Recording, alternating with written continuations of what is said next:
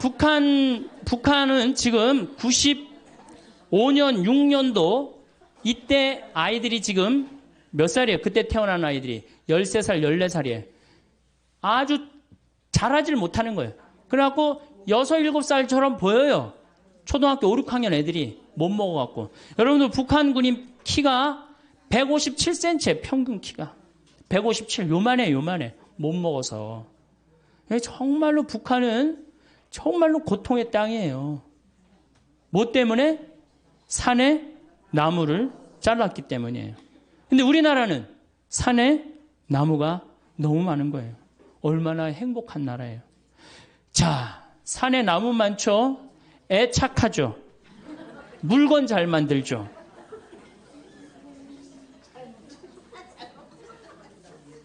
그런데 문제는 우리나라가 식량 자급률이 27%밖에 안 됩니다.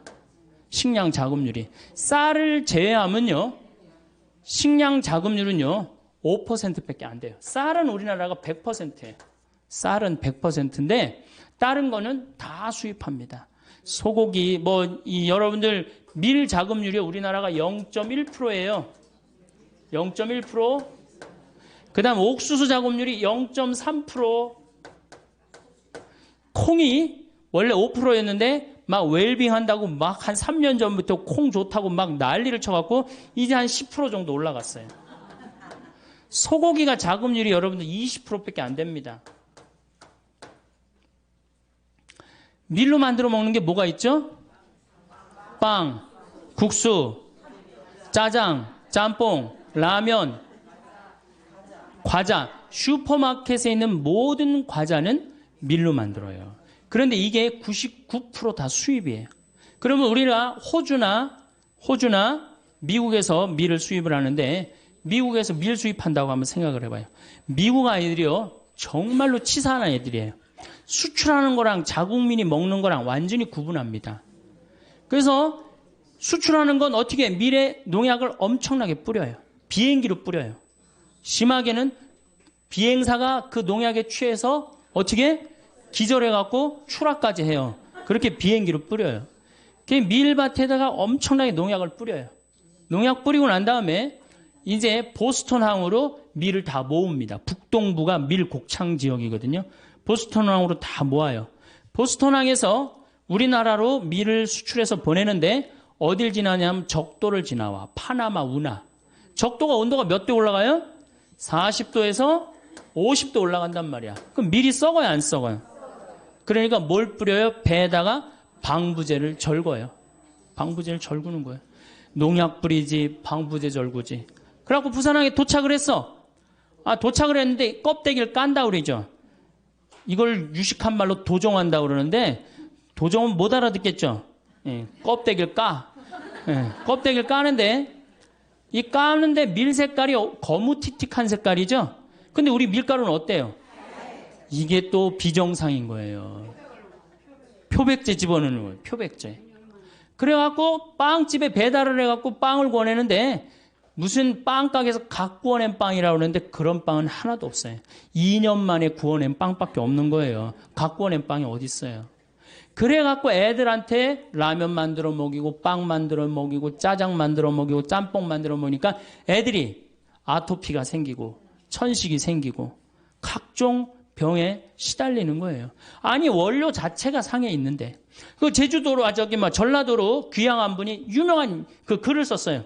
저같이 이렇게 시골에 가서 사는 사람인데 화장실에 구데기 없애는 최고 좋은 방법은 뭐냐? 밀가루 딱 뿌리면 싹 없어진대요. 밀가루 뿌리면. 여러분들 밀가루에 바구미 생긴 거 보신 적 있어요, 없어요?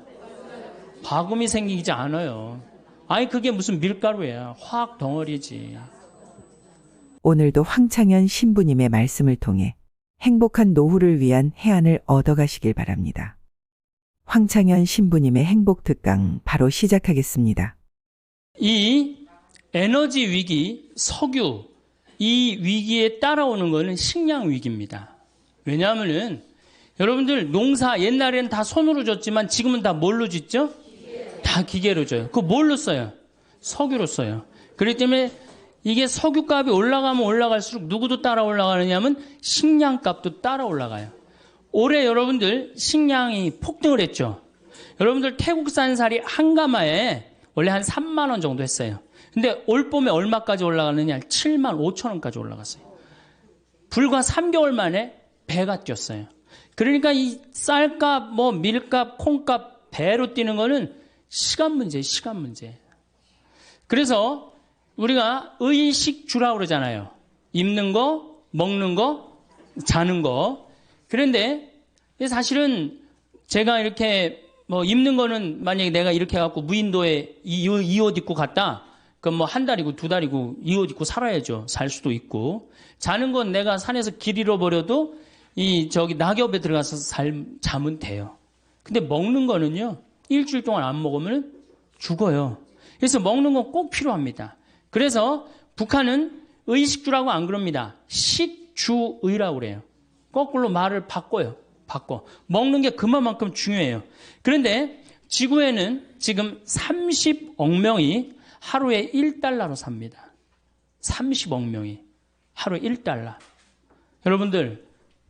여러분들은 하루에 1,000원 갖고 사세요? 안 사세요? 못 살죠? 여러분들은 10,000원, 20,000원 갖고 사실 거예요. 뭐 30,000원, 40,000원 갖고 살 거야. 그러니까 행복하다는 거예요. 우리가 참 감사하지 못하는 게 큰 병이에요. 얼마나 감사해요. 지금도 전부 다 녹차, 커피 막 다 먹잖아. 얼마나 감사해. 예? 이게 굶어 죽는 나라가, 여러분들 얼마 전에 IT라는 나라 그 굶어 죽는 거 보셨죠? IT라는 나라는 먹을 게 없어서 어떻게 해요? 흙을 개갖고 거기다 바다를 넣고 그걸 구워서 먹어요. 배가 너무 고프니까. 또 굶어 죽는 나라가 또 하나 있죠. 북한이에요. 북한은 우리가 이게 개방이 안 돼서 그렇지 올해 엄청나게 굶어 죽고 있어요. 북한은 95년, 96년, 2001년 그리고 2008년 올해 대기근을 맞이하고 있습니다. 이 북한은 지금 10만 명 정도가 지금 죽는다고 그래요. 지금 굶어서. 근데 얼마가 죽을지 몰라요. 왜 죽느냐? 작년에 북한에 500mm 정도 비가 왔어요. 500mm 정도. 근데 우리나라는 500mm 비가 와도 아무 문제 없어요. 왜? 뭐가 있기 때문에? 산이 있기 때문에. 그런데 500mm 비가 왔는데 북한은 1년에 필요한 게 600만 톤이에요. 이거 넉넉하게 먹지 못해. 600만 톤. 근데 작년에 비가 와서 얼마를 쓸고 내려갔느냐? 200만 톤을 쓸고 내려갔어요. 그러면은 200만 톤이면 몇 명이 먹을 게 없느냐면 600만 명이 먹을 게 없는 거예요. 600만 명이. 이렇게 생각하시면 됩니다. 1톤에 3명이 먹는다고 생각하면 돼. 1톤에. 그러니까 200만 톤이면은 몇 명이 먹을 게 없어? 600만 명이 작년에 먹을 게 쓸려 다 내려간 거예요. 홍수에. 그래서 제 작년에 200만 톤이 쓸려 내려갔다는 얘기를 듣고 북한이 올해는 절단이 나겠구나. 그런 생각을 했어요. 북한이 얼마나 급했으면은 원자력 이제 완전히 다 개방했잖아요. 미국한테 다 줬어요. 다 줬어요. 우리나라가 지금 지원을 해줘야 되는데 이번 정부는 북한이 먼저 우리가 지원하지 않겠다. 그 급한 거예요. 북한이. 그러니까 미국이 지원을 지금 50만 톤 해준다 그래. 그래도 150만 톤이 부족합니다. 북한을 먹여 살릴 수 있는 나라는 누구밖에 없어요? 우리나라밖에 없어요. 그리고 미국에서 지원해주면은 배로 오는데 시간이 얼마나 걸려? 한 달, 두 달 걸려. 다 굶어 죽어요. 지금이 보릿고개 아니에요. 제일 심한. 그러니까 우리가 판문점으로 바로 지원해주면 되는데 그거를 지금 북한도 못하고 우리나라도 못하고 참 안타깝죠. 세상에서 제일 불쌍한 게 뭔 거예요? 사람으로 태어나서 굶어 죽는 거예요. 굶어 죽는 거. 다른 거 아무것도 없어요. 굶어 죽는 거예요. 근데 지금 북한은 저렇게 굶어 죽고 있어요. 그럼 북한이 왜 굶어 죽느냐? 이게 우리 잘 알아야 돼요.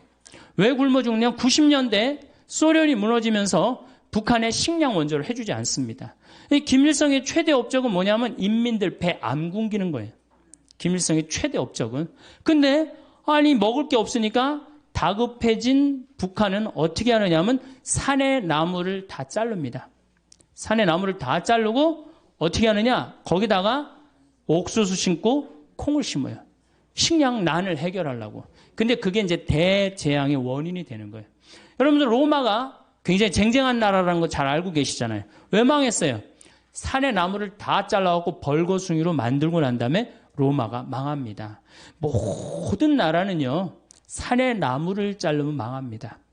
아프가니스탄, 세계가 없다고 그러잖아요. 산에 나무가 없고, 강에 물이 없고, 사람은 먹을 게 없고. 그러니까 산에 나무를 자르면 죽는 거예요. 그러니까 인간 문명은 나무로 시작해서 나무로 끝나요. 그만큼 나무가 중요합니다. 근데 우리나라는 6.25 전쟁 딱 끝나고 난 다음에 어떻게 완전히 벌거숭이 산이었어요. 일본으로 가면 어떻게 산이 완전히 울창했는데 우리나라만 오면은 비행기 타고 오면은 벌거숭이였다고 그랬어요. 그런데 이 벌거숭이 산을 우리는 30년 만에 다 한 거예요. 그럼 산에 나무가 없으면 무슨 일이 벌어지느냐? 자, 우리나라 여러분들 산에 가보면은 자, 산에 이렇게 갔어요. 그러면은 이 우리나라는 산이 울창하기 때문에 뭐가 막 덮어져 있어요? 산에? 그렇지. 낙엽이 막 쌓여져 있어요. 뭐 심한 데는 제가 얼마 전에 산 하나를 갔는데 길을 잃어버려갖고 허리까지 낙엽이 차더라고요. 그러니까 허리 대개 한 50cm 정도는 산에 낙엽이 있단 말이야. 산에 50cm 정도는. 그러고 난 다음에 나무가 있어요. 나무는 있고 그 다음에 뭐가 있어요? 뿌리가 있어요. 나무에는 나뭇잎이 있고.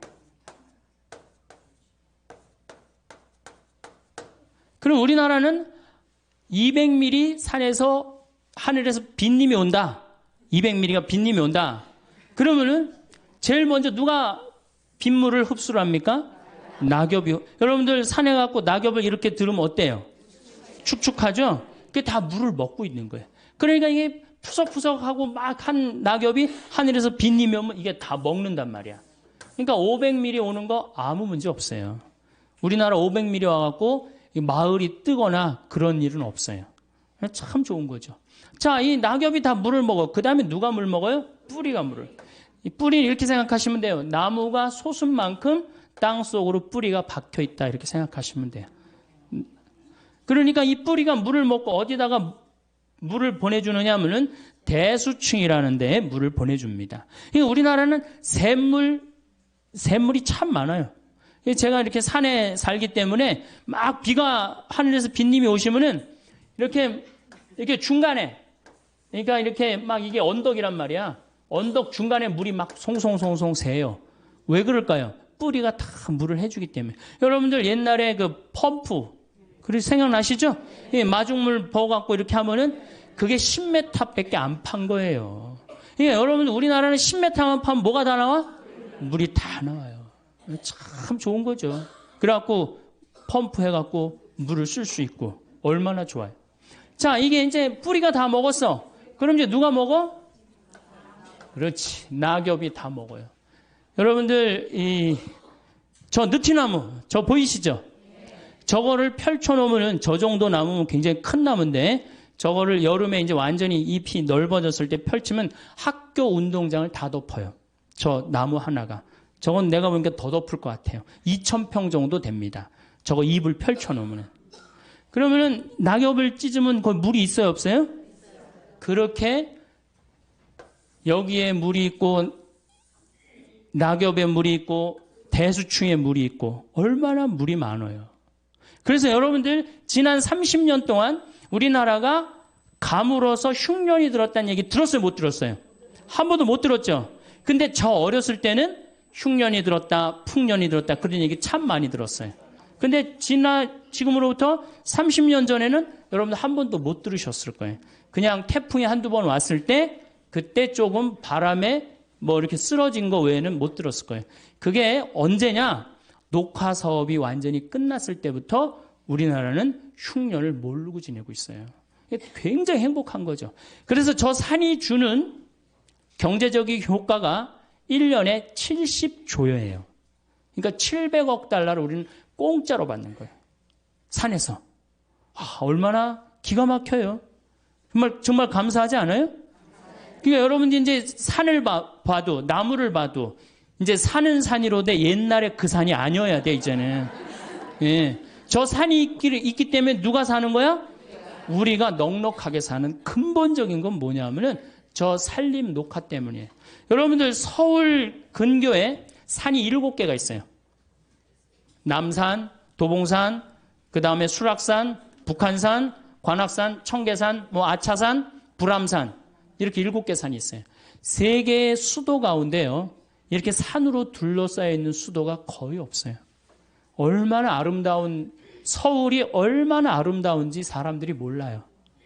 빌딩이 많긴 하지만은 오늘 또 어제 그제 빈님이 오셔갖고 얼마나 깨끗한지 오는데 여기 제가 이 북한산하고 도봉산 이렇게 앞쪽으로 왔거든요. 너무너무 아름답더라고요. 이 기가 막힌 정말 세계에서 이렇게 아름다운 데 없어요. 그 다음에 도시 한가운데 이렇게 큰 강이 흐르는 데가 어디 있어요? 로마 테베레 강이라고 있어요. 로마 한가운데 흐르는 강. 거짓말 조금 못해서 저 뒤에 수녀님 계신 데부터 요 정도밖에 안 흘러요. 강 넓이가. 세느강 아무리 넓다고 해도 요 2배밖에 안 돼요. 한강 2km예요. 서울 한가운데 2km가 넘는 강이 흐른다. 기가 막힌 거예요. 그래서 강은 산은 산이로도 옛날에 그 산이 아니고 이제는 물은 물이로도 옛날에 그 물이 아닌 거예요. 여러분들 다 못 떠서 먹는 거예요?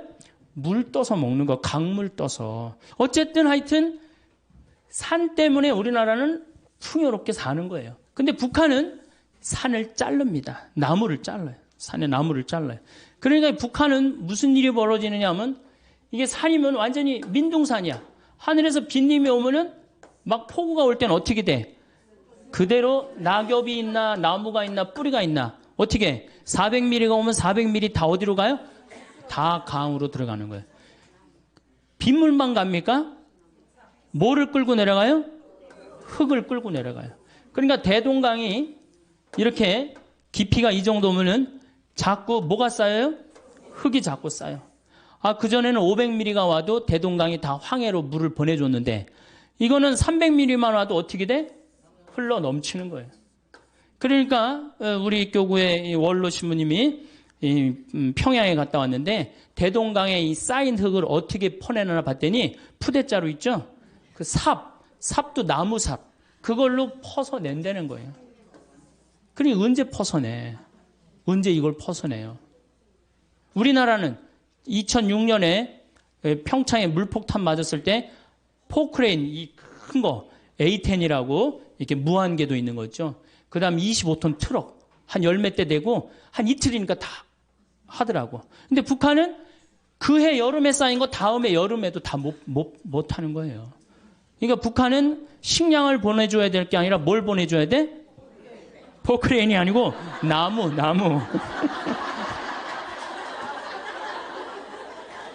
포크레인을 보내주면 기름이 있어야지 포크레인을 쓰지. 기름도 없는데 어떻게 포크레인을 써요. 옥수수 0.3%예요. 여러분들이 먹는 옥수수는 대부분이 뭐예요? 여러분이 1년에 한 번 옥수수 먹어요. 강원도 찐 옥수수. 그렇죠? 그 외에 옥수수 전분 만들고 사료 만들고 다 수입해. 더욱이 이번부터 유전자 조작이 들어오기 시작해. 유전자 조작이. 저는 그래서 횟집에 가서 옥수수 이렇게 돌판에 그 무슨 옥수수가 이렇게 대단하다고 돌판에 얹어 나와? 절대 안 먹습니다. 예, 강원도 사는 사람은 절대 안 먹습니다. 제가 한번 횟집에서 잠깐 그 회를 먹다가 식당 뒤쪽에 가봤어요. 깡통이 다 캘리포니아 산이에요. 거기에 이렇게 물에다 담아서 다 보내는 거예요. 그거 여러분들 내놓고 먹는 거예요. 이거 우리 게 없어요. 식탁이 우리 게 어디 있어요? 여러분들 된장, 간장, 콩 여기. 콩이 이제 10%인데 여러분들 시중에 유통되는 친환경적인 상표를 가지고 나온 거 원료를 한번 보세요. 다 호주산, 미국산이에요. 콩이. 네. 콩은 근데 여러분들 핵콩으로 메주를 만들고 핵콩으로 띄워야지 된장 맛이 제대로 나고 고추장 맛이 제대로 나는 거예요. 핵콩이 아니고 콩이 2년이 넘어가면요. 삶아도 불질 않아요. 삶아도. 저한테 많은 분들이 그런 얘기를 해요. 신부님 제가 청국장 띄워 먹는데 띄워서 먹는다고. 그래서 건강에 좋다고. 아, 근데 청국장이 안 떠요. 이게 어떻게 된 거예요? 그거 국산이라고 샀는데 잘못 산 거죠. 그리고 해콩이라고 샀는데 잘못 산 거죠. 이게 국산 콩은 삶으면 한 5배 정도 불어요. 5배 정도. 그래갖고 그걸 으깨면은 그 메주도 잘 되고 청국장도 잘 뜨는 건데 수입은요, 삶아도 불질 않아요. 딱딱해진다는 얘기예요. 여기 나이 드신 분들 꽤 있으니까 많이 삶아보죠? 저는 1년에 뭐 한 100가마, 200가마 정도 콩을 삶는데 우리 동네 평창, 콩은 또 약간 추운 지방에서 자라는 게 좋습니다. 약간, 그러니까 평창, 이쪽 횡성, 이쪽 콩이 참 좋은 거예요. 그걸로 삶아보면요, 이게 콩 삶아갖고 먹으면요, 정말로 달아요, 달아. 그렇게 좋아요. 근데 우리 거 다 포기하고 다 수입해서 먹는 거예요. 다 수입해서. 그러니까 우리 농산물을 사는 게 우리 지금 서울교구에도 우리 농산물, 우리 농촌 살리기 운동 본부 해갖고 명동에도 그 매장이 있고 본당마다 매장 있죠? 그거 사는 게 여러분들 독립운동 하는 거예요. 독립운동. 이제 우리가 우리 거를 포기하잖아요? 이제 석유도 없어. 먹을 것도 없어. 이 두 가지가 가장 중요한 건데 우리가 식량 주권을 포기하면 어떻게 돼요? 이번에 여러분 소고기 개방하면서 자존심 무지 상하지 않아요? 저는 자존심이 상해요. 아니 뭐 이제 내장, 뼈 이런 거 다 자기네들 안 먹는 거 꼬리 이런 걸 다 우리한테 보낸다는 거야. 자존심이 상해. 이게 주권의 문제, 주권의 문제. 그래서 뭐 사 먹고 안 사 먹고의 문제가 아니고 이건 주권의 문제예요. 그래서 우리 농산물을 우리가 사는 거 이게 주부들이 할 일이야. 근데 싸다고 어떻게 해? 전부 다 수입으로 우리 농산물이 조금 비싸다. 비싸게 뭐가 비싸? 여러분들 1년에 쌀 몇 가마 먹어요? 3가마면 밥만 먹는 집 중에 하나인데. 제가 이렇게 물어보면요. 한 가마에서 한 가마 반 정도 먹어. 80kg. 한 가. 네. 2가마 먹는 집도 있고. 그럼 여러분들 2가마라고 칩시다. 그럼 쌀 한 가마에 15만 원 정도 하죠? 그러면은 2가마면 30만 원이에요. 그런데 유기농 쌀은 24만 원이에요. 자, 1년 내내 제일 중요한 밥을 먹는데 유기농 쌀 24만 원 그게 아까워서 그 유기농 쌀을 안 사고 3만 원, 4만 원짜리 하는 이 수입 쌀을 먹는다. 이게 머리가 없는 거죠. 생각이 없는 거죠. 1년에 한두 가마인데. 그리고 그걸 유기농을 우리가 먹으면은 우리 땅도 보존되고 농민도 살고 국민도 살고 얼마나 좋아. 그런데 애들 학원비는 30만 원, 40만 원 퍽퍽퍽 쓸데없는 거 정말로 쓸데없는 거 그걸 하면서 가장 중요한 먹는 거는 이게 15만 원, 24만 원 아깝다고 그것도 5만 원, 6만 원은 수입을 먹는다. 이 문제가 많죠. 문제가 많아요. 그러니까 누가 의식이 깨야 돼? 주부들 의식이 깨야 된다. 주부들 의식이. 그래서 제가 3년 전에 된장을 담그려고 우리 콩을 사러 다니는데 영월, 정산, 평창 다 다니는데 50가마를 못 샀어요. 그만큼 우리 콩이 없는 거예요. 다 수입이에요. 다. 그러니까 여러분들이 우리 거라고 알고 먹는 것들도 우리 게 아닌 게 많아요. 특별히 고기, 소고기 20%야. 우리 평창에 이제 갈비집이 하나 있어요.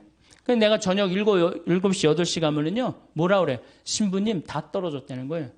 갈비집에 갈비가 다 떨어지고, 우리는 경매를 받는데요. 평창 한우를. 그래갖고 떨어지는 날이 있는 거야.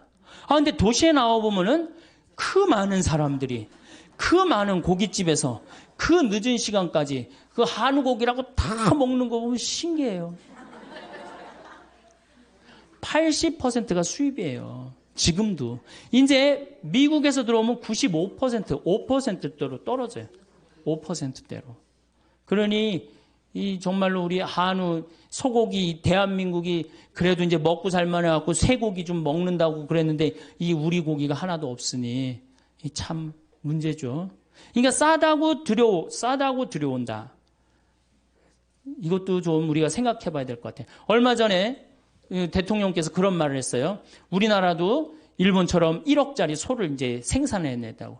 참 가슴 아픈 얘기예요. 왜냐하면 여러분들 1억짜리 소고기 먹으려면 얼마 들고 나가야지 4인 가족이 먹어요? 150만 원 들고 나가야지 먹어요. 여러분들 그럴 수 있어요, 없어요? 먹지 말라는 얘기지. 1억짜리 고기는. 아니면 광우병 위험이 있는 고기를 먹든지. 제일 좋은 건 뭐야? 우리 한우를 살리는 거예요. 아니, 한우뿐만 아니라 모든 걸 우리 거를 살리는 거예요.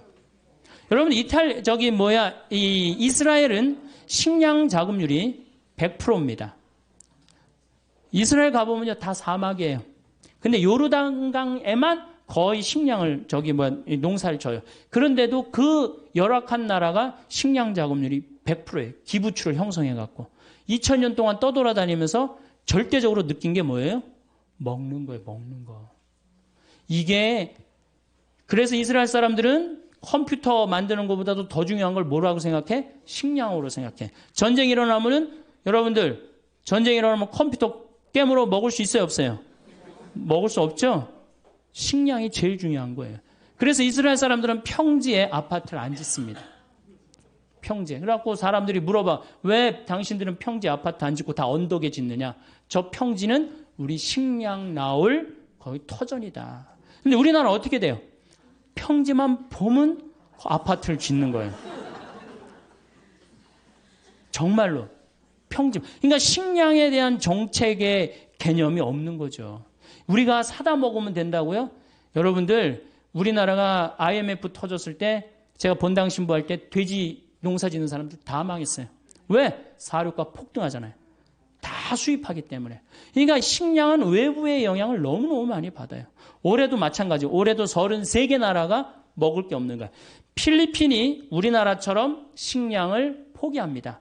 올해 필리핀 먹을 걸 50만 톤을 못 샀다는 거예요. 그럼 150만 명이 먹을 게 없는 거예요. 얼마나 불행해요. 우리나라도 만약에 이제 쌀값이 지금 15만 원, 7만 원, 8만 원 하던 게 쌀값이 석유값처럼 30만 원, 40만 원, 우리는 굶어 죽는 사람 없을 것 같아요? 굶어 죽는 사람 많습니다. 자, 식량 문제는 왜 우리가 위험하냐? 우선 첫 번째로 지구온난화 때문에 식량 문제는 위험해요. 지금 세계를 먹여 살리는 나라가 캐나다하고 호주예요.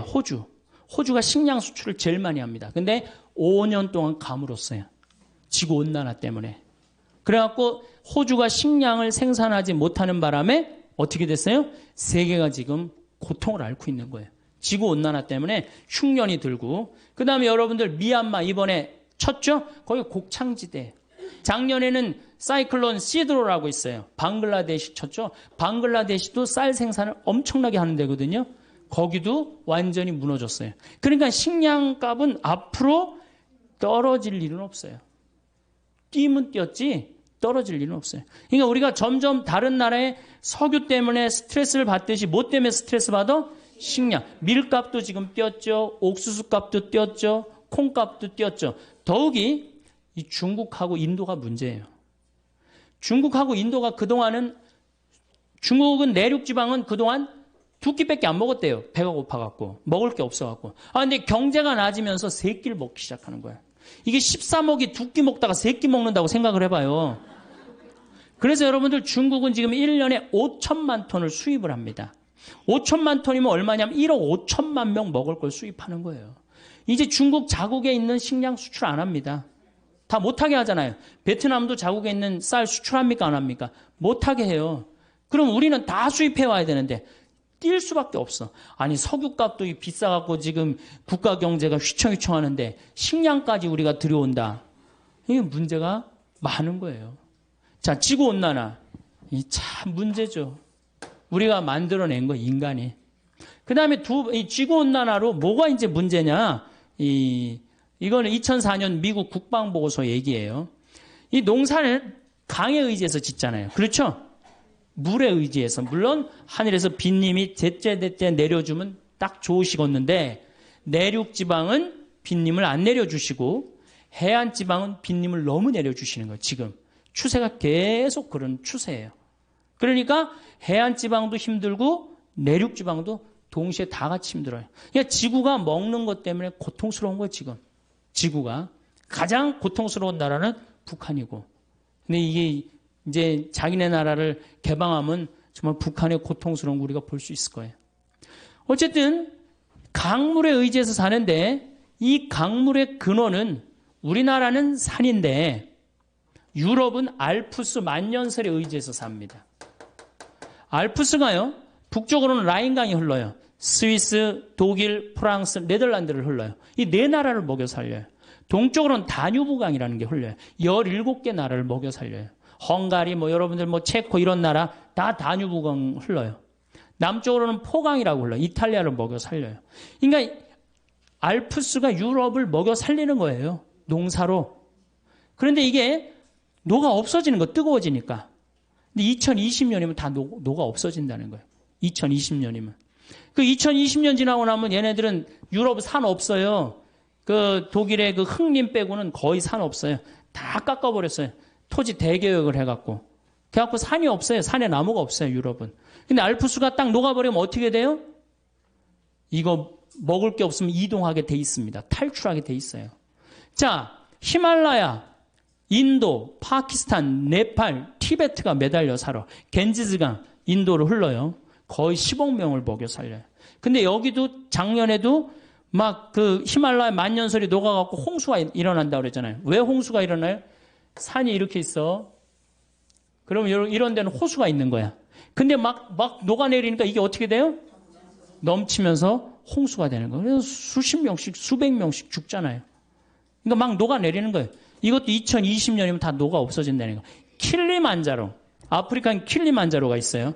근데 아프리카는 제가 작년에 킬리만자로에 갔다 왔는데 다 녹아 없어졌어요. 이제 만년설이라고 할 수가 없어요. 끄트머리 조금 남아있어요. 산이 이렇게 있으면 요렇게 남아있어요. 요렇게. 제 책 그 어디로 가야 하나라는 그 환경 에세이 거기에 제가 찍은 사진을 킬리만자로 찍은 사진을 했는데 요만큼 남아있어요.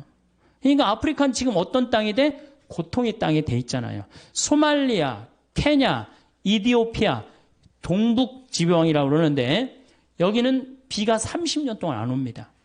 30년 동안 안 와갖고 애들이 너무너무 목이 마르. 그럼 어떻게? 자기 오줌을 받아 먹어요. 너무너무 목이 마렸기 때문에. 지금 우리가 이 너무 좋은 여건에서 살아갖고 지구가 얼마나 병들고 힘들어하는지 우리는 잘 모르는데 조금만 여기저기 돌아다녀 보면요. 얼마나 지구는 지금 이게 거의 정말 생명체가 완전히 망가지고 있는 거예요. 우리는 다행히 대한민국에 살아갖고 그것도 나무 만년설에 의지 안 하고 어디 의지하고 살아? 나무에 사는데 나무가 어떻게? 울창하단 말이야. 정말로 감사한 거죠. 정말로 살기 좋은 나라. 여러분들 감사해야 돼요. 대한민국에 사는 거. 감사하세요? 네. 자, 그 다음에 중국은 텐산 산맥이라고 있어요. 텐산. 거기에 3억 명이 매달려 살아요. 그 다음 이 미국, 캐나다는 로키 산맥이 있어요. 남미는 안데스 산맥이 있어요. 근데 이게 2020년이면 지구가 뜨거워져서 다 녹아 없어진다는 거예요. 2020년이면 다 녹아 없어지면 이때 핵전쟁이 일어난다는 거예요. 이게 2004년 미국 국방보고서 내용이에요. 아니 환경 난민들이 생기면은 우리나라로 막 밀고 올 거 아니야. 산 많은 그 우리나라 어떻게 다 그냥 당해요? 그러니까 일본, 대만, 우리나라 이런 나라들은 핵을 쓴다는 거예요. 그게 참 무서운 얘기. 제 얘기가 아니라 미국 국방보고서 얘기예요. 그만큼 2020년 몇 년 남은 거예요? 12년 남은 거예요. 땅 살라고 그러지 말고 아파트 더 넓은 거 살라고 그러지 말고 막 그렇게 힘들게 살지 마세요. 그냥 어떻게? 지금 있는 집에서 애 학원 보내지 말고 지금 있는 집에서 행복하게 사는 게 제일 좋은 거예요. 그리고 집에 쌀 한 가마 꼭 비치해 두고 제가 요즘 돌아다니면서 하는 얘기가 뭐예요? 집에 쌀을 한 가마 꼭 해둬라. 왜냐하면 이게 미얀마나 이번에 이 수촨성인가 여기 모든 질서가 한 번에 무너집니다. 유통 질서 다 무너져요. 얼마나 고통스러워요. 우리나라가 만약에 슈퍼 태풍이 왔다. 슈퍼 태풍이 왔고 서해안으로 재수없이 밀고 들어왔고 서울을 쳤다. 그러면 여러분들 유통 질서 무너지면은 얼마나 먹을 게 남아 있을 것 같아요? 여러분들 막 유통 질서가 무너졌어. 그럼 집에 여러분들 얼마나 먹을 거 있을 것 같아? 며칠? 한 달이나 하는 집이 있어요? 조사를 해보니까 2주 이상 넘기는 집이 없어요. 2주 이상. 그러니까 쌀 한 가마씩 오늘 집에 가고 한 가마씩 다 사다가 놔둬요. 그리고 고추장, 된장 이렇게 좀 사놓고 그래갖고 갑자기 유통진서 무너졌을 때 어떻게?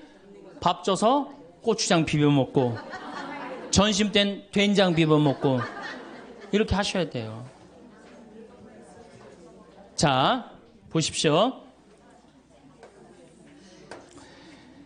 우리나라 지금 저 산에 있는 저수량이 180억 톤이에요.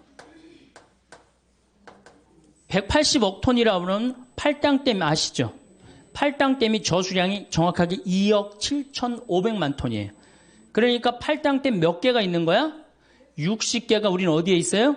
산에 있는 거예요. 2020년에 가장 경쟁력이 있는 나라는 어느 나라? 대한민국이에요. 에너지만 좀 절약하고 식량만 우리가 확보되면요, 우리나라 정말로 살기 좋은 나라예요.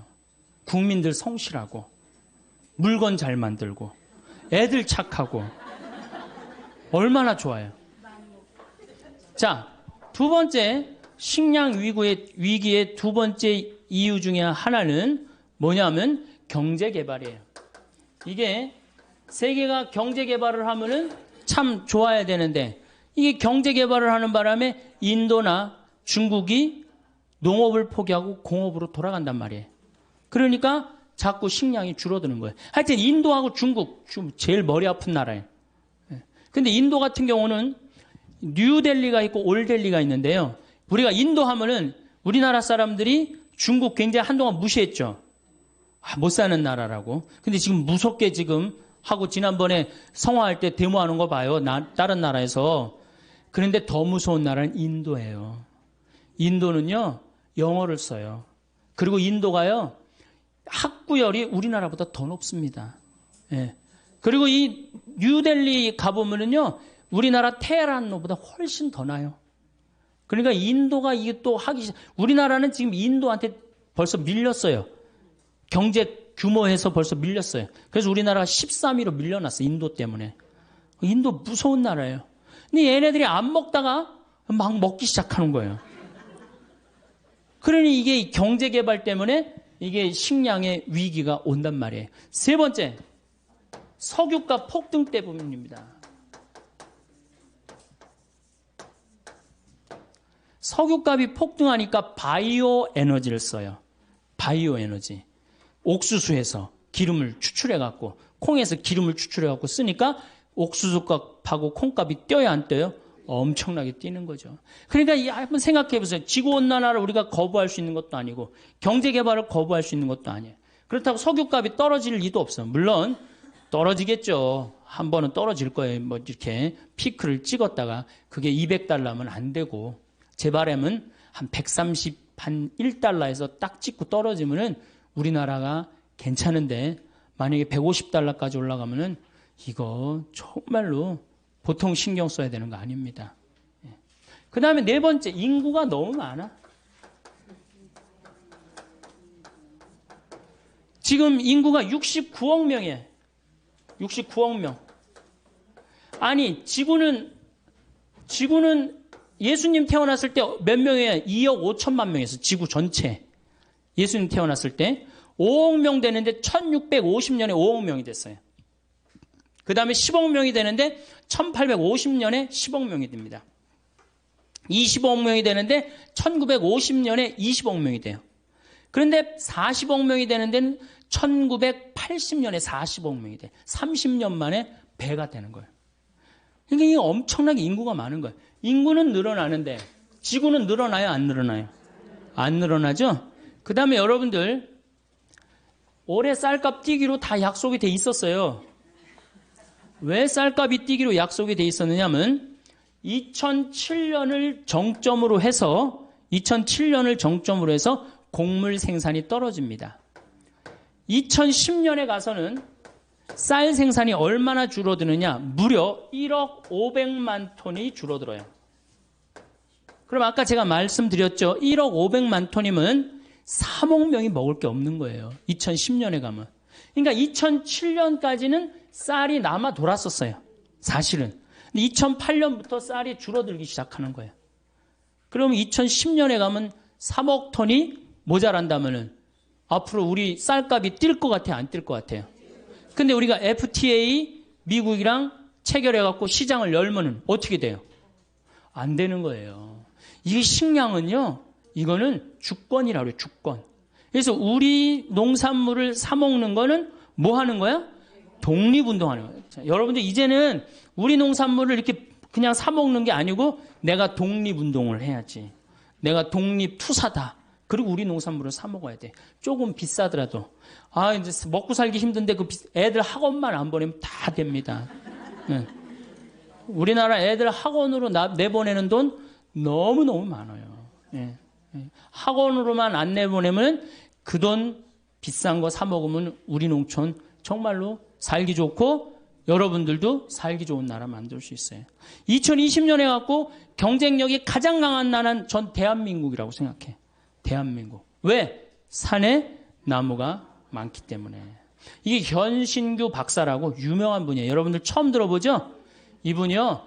장영실 뭐 옛날에 우리 역사 전체 10대 과학자 중에 한 분이에요. 이분이 산에 나무를 이렇게 심은 거예요. 아주 투신을 해갖고. 그러니까 우리나라는 곳곳에 아주 훌륭한 분들이 많아요. 이 유명한 일화가 있잖아요. 이스라엘에서 우리나라가 산림 녹화하려고 이스라엘 사람들을 불러서 이스라엘도 우리나라처럼 산림 녹화를 굉장히 열심히 하는 나라예요. 1500년 동안 아랍 국가가 이스라엘의 나무를 다 자릅니다. 근데 48년에 독립을 하고 산의 나무를 엄청나게 심고 있어요, 지금. 한국에 와봐갖고 이 나라를 왜 날 불렀느냐, 이렇게 여건이 좋은 나라를. 우리나라가 지난 30년 동안 완전히 녹화가 끝나고 지금부터는 이제 경제림을 심을 수가 있어요. 처음에는 어떻게? 막 심어야 돼요. 처음부터 경제림이 자랍니까? 흙이 건강하지 않은데. 지금은 30년 동안 썩어갖고 그 휴무스 휴믹이라고 그래. 부엽토라고 그러죠? 그게 있어갖고 이제는 경제림을 심어도 이제는 승산이 있다는 거예요.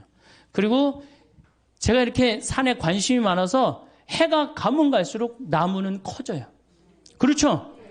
얼마나 좋아. 해가 가면 갈수록 나무가 커지니까. 그러니까 2020년에는 제일 경쟁력 있는 나라. 이 만년설이 다 녹아갖고 다른 애들 농사 못 져도 우리나라는 산에 180억 톤. 야, 이거 뭐 우리가 1년에 얼마를 써요? 320억 톤을 써요. 320억 톤을 써요. 근데 그 중에 반 이상이 산에 있단 말이에요. 얼마 전에 안데스 산맥에 큰 호수가 3억 톤이야. 팔탕댐만한 건데 하루아침에 다 없어져 버렸어요. 자고 일어나니까 호수가 없어졌어. 왜냐하면 이게 얼음으로 이렇게 막고 있었는데 더워갖고 이게 뚫린 거예요. 녹아갖고. 그래갖고 하루아침에 싹 빠져나갔어요. 그러니 다른 나라들은 정말로 지금 전쟁이에요, 전쟁. 우리나라는 지금 여러분들 북한이 산림의 30%를 훼손해갖고 지금 저렇게 고통스러운 거예요. 그런데 아마존도 지금 30%가 훼손이 됐어요. 그러니까 지구가 고통스러울 거라는 거죠. 자, 이제 2시간에 걸쳐서 제가 아주 중요한 얘기를 했습니다. 우리나라는 석유 에너지가 없는 나라예요. 그렇기 때문에 우리는 뭐 해야 돼? 절약해야 돼요. 절약해야 돼. 에너지 절약해야 돼. 지금 사당동 깜깜해야 돼요. 명동 밤에 깜깜해야 돼. 네. 다 뭐해? 그 시간에 다 집에 들어가갖고 가족이랑 대화하고 텔레비도 안 보고 이야기하고 책 읽고. 자, 에너지 문제 있다고 그랬죠. 그 다음에 식량 에너지가 우리가 27%밖에 자급률이 안 돼요. 이거 50%까지 올려야 됩니다. 그러면은 우리나라 노력도 잘하고 국민들 똑똑하고 산에 나무 많고 정말로 살기 좋은 나라 돼요. 근데 국민들이 다른 데 너무 엉뚱한 데 신경을 쓰고 있어. 땅값, 애 학원, 이게 소, 이런 거 신경 쓰지 말고 제일 신경 써야 되는 건 석유와 식량이에요. 석유는 우리가 절약하는 수밖에 없고 식량은 자급률을 높이는 수밖에 없어요. 음식 쓰레기 1년에 17조 날리지 말고 정말로 그렇게 해서 여러분들 드신다면은 참 대한민국 좋은 나라고 아름다운 나라고 행복한 나라 되지 않을까 싶습니다. 기대 수명이 늘어나면서 인생 후반기 삶의 성공 기준도 달라지고 있다. 20년 전만 해도 환갑 전에 은퇴하는 사람들이 대다수였다. 그러나 기대 수명이 20년 이상 늘어나면서 은퇴 전략도 달라지고 있다. 과거에는 60대가 인생의 마무리 지점이었다면 이제는 인생 후반부가 시작되는 새로운 기점이 되는 것. 많은 사람들이 인생 전반부는 성공을 위해 달려간다. 그리고 후반부에 진입해서는 좋은 삶을 사는 것을 목표로 전환한다. 어떤 사람들은 60대에 직장에서 퇴직하고 느긋하게 삶의 여유를 느끼는 순간을 성공이라고 말한다. 반면 일찍이 40대에 퇴사하고 개인 사업을 시작하거나 자격증을 따며 커리어 은퇴를 미루는 사람들도 있다. 제각각 삶의 기준과 방향은 다르더라도 자신의 인생 곡선에 따라 성공의 기준을 세우는 것이 도움이 된다. 성공도 삶도 자신만의 전략이 필요하다. 그렇다면 후반부의 목표를 달성하기 위해서는 구체적으로 어떤 전략이 필요할까? 천천히 가도 되지만 시동은 빨리 거는 것이 좋다. 책 은퇴의 정석에서는 후반부 인생을 지탱해줄 4개의 전략을 제시한다. 인생 후반부 4개의 기둥은 다음과 같다. 첫 번째는 돈이다. 특히 경제적으로 인생 후반부의 현금 흐름을 만드는 것은 필수 과제로 꼽힌다. 어떤 사람들은 은퇴를 미루며 돈을 버는 기간을 늘린다. 또 다른 사람들은 돈을 더 버는 것 대신 소비 구조를 바꾸는 길을 택한다. 작은 평수의 집으로 이사하고 자동차를 처분하는 것이 시작이다. 외식 또한 줄이며 새어나가는 돈을 막으면 현금 흐름을 늘릴 수 있다. 한마디로 인생 후반부를 더하기가 아닌 빼기로 사는 셈이다. 3개월 동안 가계부를 분석해 자신의 소비 적정선을 찾는 것이 좋다. 주택연금도 고려 대상이다. 평생의 재산이 부동산에 묶인 경우 주택연금을 활용해 현금 흐름을 만들 수 있다. 주택연금은 소유하고 있는 주택을 담보로 매달 일정액을 받는 방식이다. 만약 7억짜리 집을 갖고 있다면 주택연금으로 매달 약 154만 원을 받을 수 있다. 여기에 노령연금 90만 원을 더하면 결과적으로 245만 원의 현금 흐름이 생성되는 셈이다. 그렇다면 은퇴 전문가들이 말하는 최고의 은퇴 준비는 무엇일까? 바로 평생 현역으로 사는 것이다. 매달 100만 원을 번다는 것은 2-3억 원의 부동산을 보유하고 있는 것과 같다. 그만큼 노후 현금 흐름은 나이가 들수록 큰 의미로 다가온다. 하지만 은퇴를 앞두고 있거나 이미 퇴직한 분들은 재취업을 힘들어한다. 2030년 이상 직장에서 수많은 스트레스 받으며 견뎌온 삶이 자연스레 떠오른다. 그런 전쟁터와 같은 곳으로 다시 들어가기가 두려울 것이다. 게다가 근무 환경이 좋았던 대기업 부장이나 임원이었던 사람은 자존심이 허락하지 않는다고 털어놓는다. 그래서 작고 허름한 직장으로 취업하기가 어려운 것이다. 어려운 마음이야 충분히 공감하지만 현실을 직시할 필요가 있다. 앞서 이야기했듯 현금 100만 원의 가치는 23억 규모의 부동산을 소유한 것과 같다. 현실적으로 23억 원 자산을 만드는 것이 쉬울까? 그깟 자존심이야 눈 딱 감고 재취업한다면 금방 사라질 것이다. 노후 자산을 보유한다는 관점으로 접근하면 어떨까? 의료기술은 계속해서 발전하고 평균 수명은 갈수록 길어진다. 준비 없이 맞이하는 기나긴 노후는 재앙과 같다고 말한다. 시간이 흐를수록 퇴직 후 준비해야 할 노후 생활은 길어지고 있다. 자존심을 잠시 내려놓고 현실을 바라보는 지혜가 요구된다. 또 다른 방법은 다운사이징이다. 한국은 70% 이상 부동산 자산을 보유하고 있다. 금융자산은 30%를 넘지 않는 것이 현실이다. 10억 원 아파트를 갖고 있어도 수익이 발생하지 않으면 노후에 아무런 쓸모가 없다. 노후엔 매월 현금 흐름이 가장 중요하기 때문이다. 만약 보유한 자산이 대부분 주택에 묶여 있다면 다운사이징을 추천한다. 저렴한 지역으로 좀 더 작은 주택으로 옮긴다면 남은 자금으로 노후 준비를 할 수 있다. 요즘 주거 형태로 아파트를 가장 선호한다. 아파트 살기를 포기하면 다운사이징이 훨씬 수월해진다. 아파트 거주를 포기하고 노후된 빌라를 선택하면 주택에 들어가는 돈이 확 줄어들기 때문이다. 빌라를 새롭게 단장하면 사는 느낌은 신축 아파트 못지않다. 두 번째는 놀이다. 인생 후반부를 생기 있게 보내려면 취미나 스포츠, 문화예술 활동 등 놀이에 할애하는 시간을 늘리는 것이 좋다. 많은 사람들은 직업이 곧 나이고 일이 곧 삶인 인생을 산다. 그래서 은퇴 후 시간이 생기면 어떻게 시간을 보낼지 몰라 당황하기도 한다. 왕성한 취미 활동은 자존감을 회복시켜 삶에 활력을 더한다. 나이가 들수록 자기만의 놀이를 가진 사람은 훨씬 건강한 삶을 살게 되는 것이다. 취미는 어원 그대로 즐기기 위해 하는 일이라서 자신의 취향에 맞아야 한다. 건강 증진에 도움이 되어야 한다. 시대에 너무 많이 뒤지지 않아야 한다. 적어도 50대부터는 실행해야 한다. 6080대라면 지금이 제일 적당한 시기다. 나이 들어 혼자서도 잘 놀아요를 잘 해야 한다. 노후 추천 취미 몇 가지가 있다. 먼저 식물 키우기다. 적은 비용으로 정서적인 만족감을 제공한다. 식물은 공기를 정화시켜주고 환경에 긍정적인 영향, 부정적 감정 완화에 큰 도움을 준다. 두 번째는 악기 배우기다. 자신이 좋아하는 음악을 직접 연주한다면 성취감의 최고다. 특히 악기는 두뇌 활동을 활발하게 하며 치매 예방에도 효과적이라고 한다. 클래식 기타 추천한다. 클래식 기타는 소리가 크지 않아서 집에서 연습하기에도 참 좋다. 피아노 연주는 손가락 운동을 통해 뇌세포를 자극하여 기억력 향상에 도움을 준다고 한다. 나이가 들어가면서 혼자 있는 시간이 늘어나므로 악기를 배우는 과정은 새로운 도전과 교류의 기회가 주어진다. 다음은 손쉽게 할 수 있는 취미인 걷기다. 걷기는 노후 운동으로 가장 기본적이면서도 인기 있는 운동 중 하나다. 나쁜 콜레스테롤과 중성지방 수치를 떨어뜨려 심혈관계 질환 예방에 도움이 된다. 특히 맨발 걷기는 발바닥 전체를 지압하는 효과가 있어 혈액순환을 촉진하고 신진대사를 활성화해 보이지 않는 속 건강을 지키는데 이롭다. 또 걷기는 수면 호르몬 분비를 촉진해 수면의 양과 질을 동시에 개선시킬 수 있으므로 평소 불면증이 있는 사람에게 효과적이다. 우울증 완화에도 큰 도움이 된다.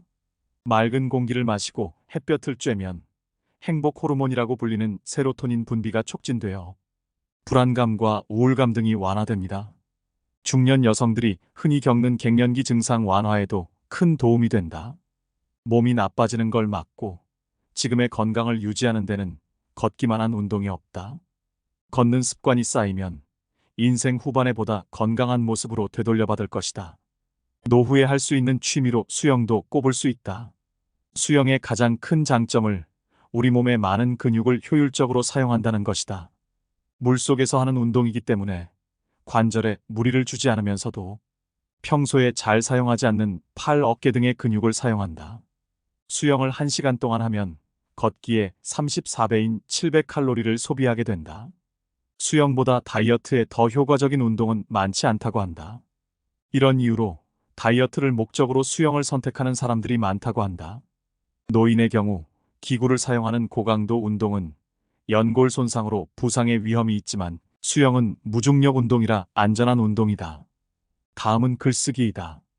마음속에 담아두었던 생각들을 정리할 수 있을 뿐만 아니라 어휘력 증진에도 큰 도움이 된다. 일상에서 일어나는 소소한 이야기부터 사회적인 이슈들까지 다양한 주제로 글을 쓰다 보면 어느새 나만의 멋진 작품이 완성된다. 또한 독서 및 신문 읽기 같은 활동은 사고력 발달뿐만 아니라 논리력 비판력 형성에도 긍정적인 영향을 미친다. 세 번째는 관계다. 60대 이상 이혼 건수는 전 연령층에서 가장 높다. 오래 산 부부라 할지라도 인생 후반부의 삶이 순탄치 않은 것이다. 특히 퇴직 후 집에서 지내는 시간이 늘면서 부부간 갈등도 증가한다. 인생 후반부에는 부부가 실과 바늘처럼 붙어 다니는 것보다는 적절한 사이를 두는 것이 현명할 수 있다. 각자 하고 싶은 일을 할 자유 시간을 갖고 마음 편히 지낼 수 있는 독립적 공간을 마련하는 것도 좋다. 시간과 공간의 분리다. 서로 선을 지키는 대화도 중요하다. 편한 사이라고 할지라도 무시하는 말, 눈을 마주치지 않는 습관은 관계를 멀어지게 한다. 가급적 사랑과 감사를 자주 표현하자. 우리의 삶에서 배우자나 자녀만큼 고귀한 인연은 없다. 특히 배우자가 그렇다. 남남으로 만나 가정을 이루어 한솥밥을 먹는 무촌이지만 어쩌면 세상에서 가장 어려운 관계가 아닌가 싶다. 배우자로 인해 마음의 상처를 받기도 하지만 쉽사리 외면하거나 인연의 끈을 놓을 수도 없다. 때로는 큰 감사로 회한으로 얽히고 설킨 감정을 가지고 살아가야 하는 관계이기도 하다. 평균 수명을 고려하면 배우자와 자식들이 독립한 빈둥지에서 40여 년 동안 함께해야 한다.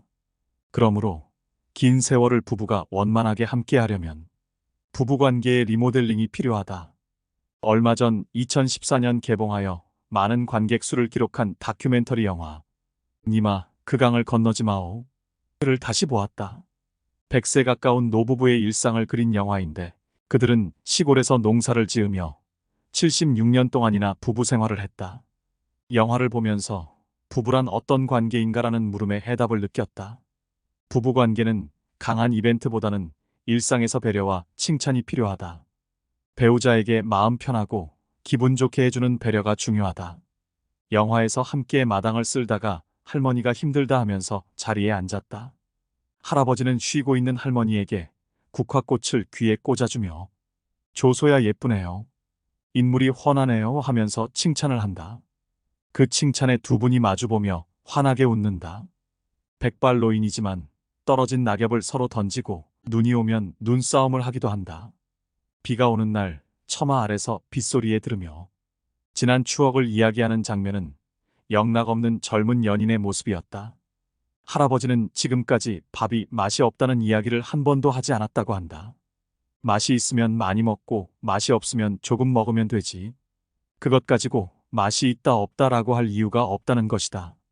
이처럼 아주 사소한 것이지만 상대방을 배려하고자 하는 할아버지의 모습에서 오랫동안 부부애를 유지할 수 있었던 이유를 알 수 있었다. 어떤 민족이든 금실 좋은 부부의 공통점은 상호 간의 배려일 것이다. 배우자에게 일방적으로 명령이나 강압이 아니라 서로 존중하고 배려하는 자세가 필요할 것이다. 아직도 가까이 있는 배우자를 함부로 해도 된다고 생각하는 이들이 있다면 배우자가 최고의 노후 준비임을 알려주고 싶다. 네 번째는 건강이다. 건강을 잃으면 만사가 무용지물이다. 근육은 신체에 축적하는 연금이다. 저축하듯 근육을 키우고 빚을 갚듯 지방을 태워야 한다. 사실 건강과 장수를 위해 해야 할 일들을 일일이 다 적고자 하면 책 몇 권으로도 부족할 것이다. 노년은 쇠퇴하는 시기라는 인식이 팽배하지만 사실 인생 후반은 자녀를 독립시키고 사회생활에서도 일선에서 물러나 홀가분해지는 시기입니다. 그동안 쌓아온 경험은 세상이 말하는 정답에 얽매이지 않고 나만의 해답을 찾을 수 있는 여유를 선사합니다. 비로소 온전히 자유로워질 수 있는 시간을 맞이하는 것입니다. 이 시간을 충만하게 누리는 비결은 스스로를 웃어넘기는 데에 있습니다. 긴장을 내려놓고 작은 실수 정도는 웃어넘기는 용기가 필요합니다. 그런 날을 보며 다른 사람이 함께 웃을 수 있다면 더욱 좋습니다. 또한 타인도 용서하고 나 자신도 용서하는 아량이 필요합니다. 누군가로 인해 기분 상하는 일이 생기면 그 사람을 용서해주고 내가 잘못했을 때도 스스로 한 번 더 용서해주는 너그러움을 길러야 합니다. 한편 행복이 무엇인지 어떻게 하면 행복해지는지 지나치게 고민하지 않는 것도 중요합니다. 어렵게 생각하면 일상 속의 작은 행복들을 놓치기 때문입니다. 몸을 움직이면 자연히 심장 박동수가 높아지고 체온이 올라가며 행복 호르몬이라 불리는 세로토닌과 도파민, 성장 호르몬이 분비됩니다. 인터벌 걷기, 근력 운동 등 간단한 운동으로 행복을 쌓아가야 합니다. 만족스러운 노년을 준비하는 방법은 이처럼 단순하고 쉽습니다. 여유로운 태도로 삶의 군사를 과감히 덜어내고 허벅지 근육과 있는 힘 기르기에 집중한다면 누구나 행복한 노년을 맞이할 수 있을 것입니다. 사회적 평가에서도 자유로워져야 합니다. 성적, 출신 대학, 회사, 연봉 등으로 평가받던 시기는 이미 지나갔습니다. 최선을 다해 살아왔다면 그것으로 충분합니다. 외부의 평가나 수많은 고정관념들에 사로잡혀 있으면 본인만 괴로울 뿐입니다. 또한 더 이상 남자다울 필요도 여자다울 필요도 없습니다. 이제는 남녀를 뛰어넘어 본연의 내가 되는 시기입니다. 좋은 사람이 되려고 애쓸 필요도 없습니다. 남에게 좋은 사람이라는 말을 들으려는 노력을 그만두고 스스로에게 솔직하고 충실한 시간을 보내는 데 열중해야 합니다. 100세 시대 인생의 절반을 넘긴 사람이라면 누구나 그동안 삶의 현장에서 고군분투해온 탓에 몸도 마음도 지쳐 있을 것입니다. 이제 살아가는 방식을 바꿔야 합니다. 세상의 기준, 타인의 평가, 불필요한 의무감과 인간관계는 모두 홀가분하게 잊어버리셔야 됩니다. 자신에게 정말 소중하고 본질적인 것에만 집중하는 지혜로 앞으로의 시간을 채워나가세요. 단단한 허벅지 근육, 그리고 중요하지 않은 것들을 가뿐히 있는 힘이 있다면 다가오는 인생 후반전은 온전히 자유로워질 수 있는 축복의 시간입니다.